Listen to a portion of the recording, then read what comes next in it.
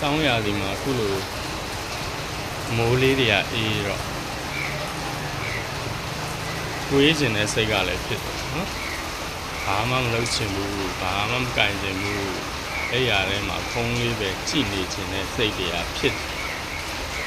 ဒါပေမဲ့လည်းပြန်စဉ်းစားကြည့်ပြန်တော့ဖျားဟောခဲ့တဲ့ဂါရလေးတစ်ခုကိုအမှတ်ရ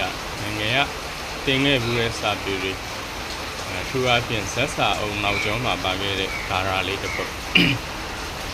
နဘိက္ခဝေဟိနေနအဂတပတိဟောတိ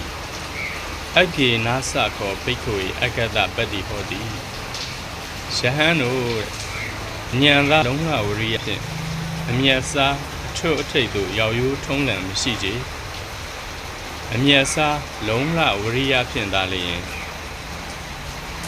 အမျက်စားအထွတ်ထိပ်သို့ရောက်ရိုးထုံးလံရှိကြ၏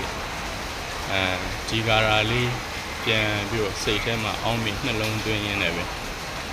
မလုံးချင်တဲ့ခွေးချင်တဲ့ဖုံးမဲ့ကြည့်ချင်တဲ့စိတ်လေးတွေဖြောက်ပြီးတော့ကိုလုံးရမယ်လုံးတဲ့လုပ်ငန်းဆောင်တာကိစ္စတွေကိုပဲ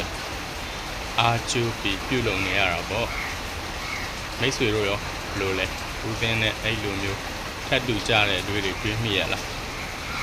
တွေးမိတယ်ဆိုရင်တော့ဘုရားဟောတဲ့အနာဘိက္ခဝေဟိနေနအဂတပတိဟောတိအဂေနာသကောဘိက္ခဝေအဂတပတိဟောတိယံတို့ဉာဏ်သာလုံးလာဝရိယဖြင့်အမျက်စားအထွတ်ထိပ်သို့ရောက်ရိုးထုံးလံမရှိကြအမျက်စားလုံးလာဝရိယဖြင့်ဒါလျှင်အမျက်စားအထွတ်ထိပ်သို့ရောက်ရိုးထုံးလံရှိကြ၏ဆိုတဲ့စကားလေးကိုရှင်းဝေပိုက်ပြီး